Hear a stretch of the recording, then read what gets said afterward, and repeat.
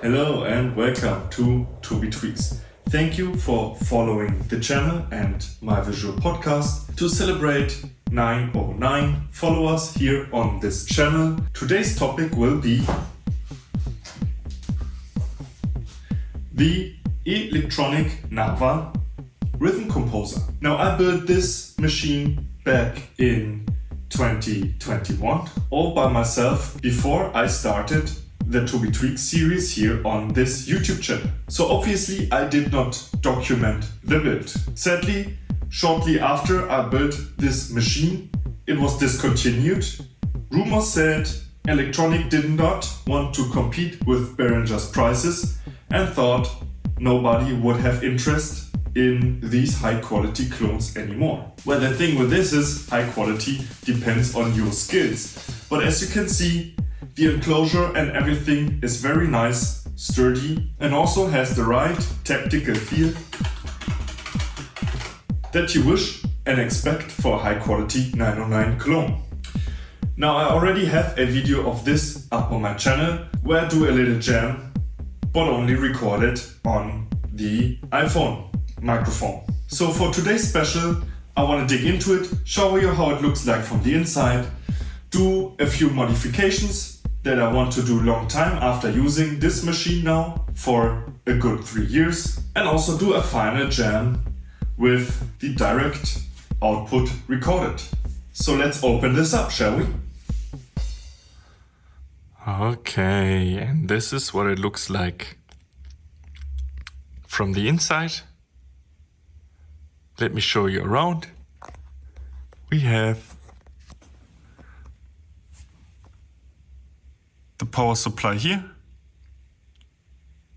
with the big power transistors. The display with the CPU underneath. You can see the quartz CPU clock right next to it. Here we have the output section with the wires to and from the main output going to this output board. Here's the individuals going to the output, and you find several connectors on this board as well for the individual voices. They run together here for the individual outputs, and are also, if nothing is plugged, summed via summing resistors to a main that is going back to the board, amplified, and then going to the output.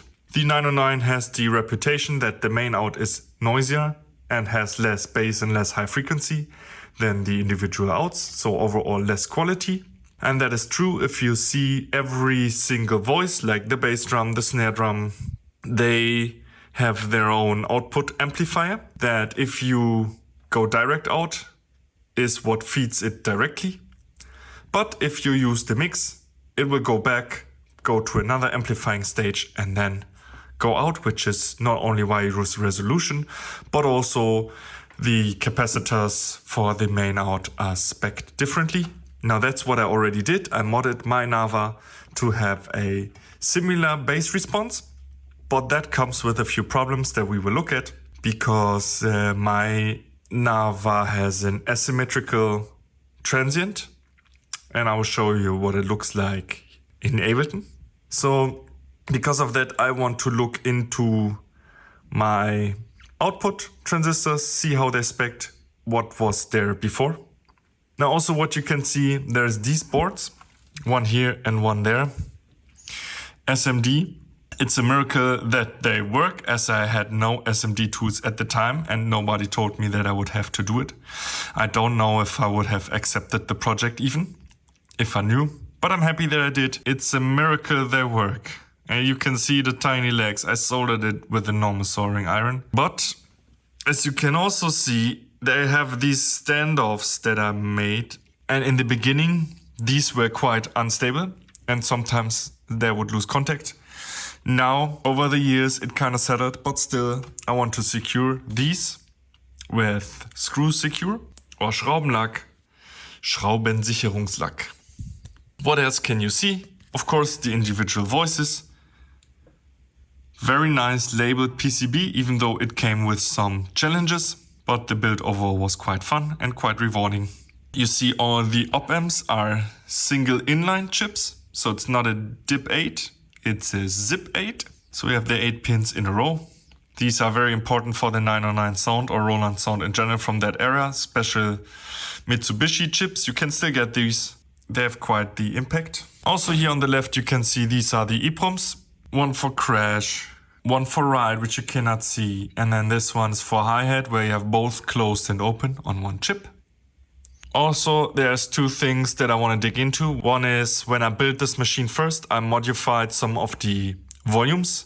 Like for example, the bass drum volume, right? So the individual channels go to the sum bus via resistors, and the value of the resistors decides how loud and what panorama they have. And I changed these for the bass drum to make it louder, but beginner mistakes. I ordered the 1 watts, not the quarter watt resistors, so they are much larger. I fitted these anyways. See if I now have a better one to make it more elegant. But also what I did was the clap kind of was way too loud, and I just forgot that calibration changes that a lot.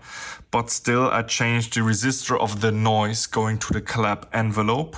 And I want to change that back because now I think the clap can use a little bit more level. But also I have the feeling that my clap envelope could be a bit more stable. And then lastly, I want to check what revision of the rim shot I have.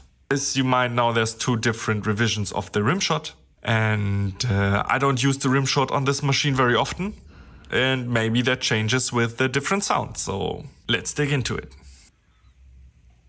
Okay, now as you can see, this machine has seen some mods, but also some fixes already. Some even suggested by the manufacturer, like here, making the snare drum more realistic. And now if you look here, I did secure these boards. That works a charm. I replaced these bulky resistors for the bass drum with even more sketchy looking tiny resistors. The way they were fixed before was so bad. When I tried to unsolder it, it ripped off some of the trays. So that's what it looks like now, but it should work nicely. Now, like I said, I fixed my clap modification that I did not like. So we will probably have to measure the clap, and I'll show you how that is done. Also, I reverted the rim shot to an earlier version by changing the pitch. I changed one resistor back to 12K, and now it should be lower, which I'm very happy to have. I did not like the rim in here, the high one. I have a similar one in the 707, and I think a low rim shot would actually fit into my sound palette nicely. Also, back to these resistors, what I forgot to mention is I changed them with an even lower value, meaning more level hitting the mix bus. And if I'm lucky, I'll be able to distort the mix bus. Let's see how this goes.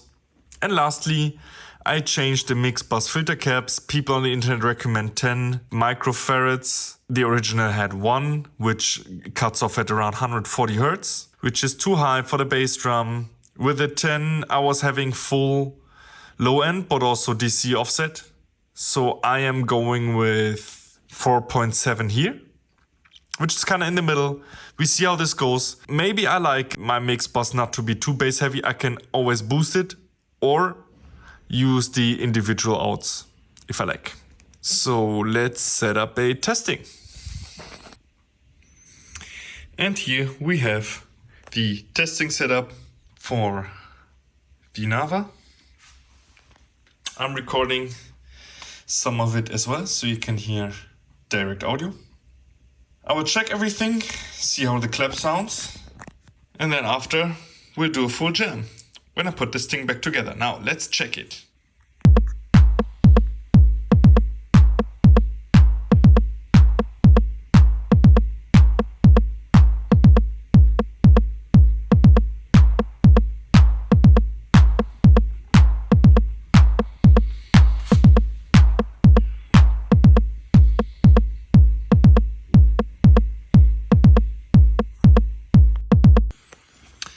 And here we are, back together.